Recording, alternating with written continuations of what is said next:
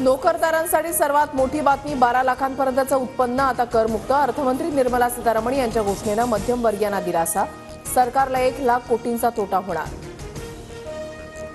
मोबाईलचे part, electric वाहनं, देशांतर्गत मोबाईल फोनचे उत्पादन वाढवण्याचे केंद्र सरकारचे धोरण, तर इलेक्ट्रिक वाहन उद्योगांमधील लिथियमच्या उत्पादन खर्चामध्ये कपात होणार। कॅन्सरची औषधं स्वस्त होणार। कॅन्सर संबंधित 36 औषधांवरील सीमाशुल्क हटवण्याची घोषणा। वैद्यकीय उपकरण स्वस्त होणार। मोदी सरकारचा रुग्णांना दिलासा।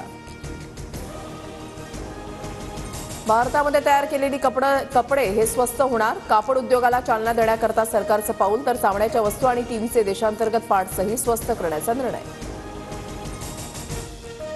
2025च्या अर्थसंकल्पामध्ये नोकरी कौशल्य निर्माण करण्यासाठी 7 घोषणा। वैद्यकीय महाविद्यालयांमध्ये 5 वर्षांमध्ये 75,000 जागा वाढवणार, तर आयआयटी क्षेत्रामध्ये 6,500 सीट आणखी वाढवल्या जाणार।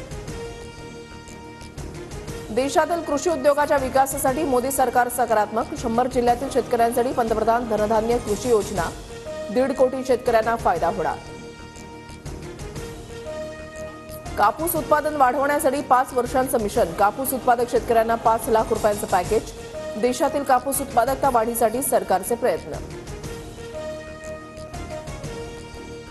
किसान क्रेडिट कार्डवरील कर्जाची मर्यादा 3 लाखांवरून 5 लाखांपर्यंत। 7,07,00,000 शेतकऱ्यांना फायदा होणार, तर लघु उद्योगांसाठी विशेष क्रेडिट कार्ड। डाळींसाठी आत्मनिर्भरता योजना लागू। पुढील 6 वर्ष मसूर आणि तूर यासारख्या डाळींचे उत्पादन वाढवण्यावर लक्ष केंद्रित। भारताला डाळीच्या उत्पादनामध्ये स्वतःचा पुरवठा सुनिश्चित करता येणार। मत्स्य पालनासाठी प्रोत्साहन देण्यासाठी योजना। केंद्र सरकार दुग्ध व्यावसायिक आणि मच्छीमारांना 5 लाखांपर्यंत कर्ज देणार। मध्यम वर्गाकरता ड्रीम बजेट दिल्यानं पंतप्रधान मोदींसह अर्थमंत्री निर्मला सीतारमण यांचे आभार। नव्या कर रचनेनं मध्यमवर्गीय, नोकर वर्ग, तरुणांना मोठा फायदा होणार। मुख्यमंत्री फडणवीसांची प्रतिक्रिया।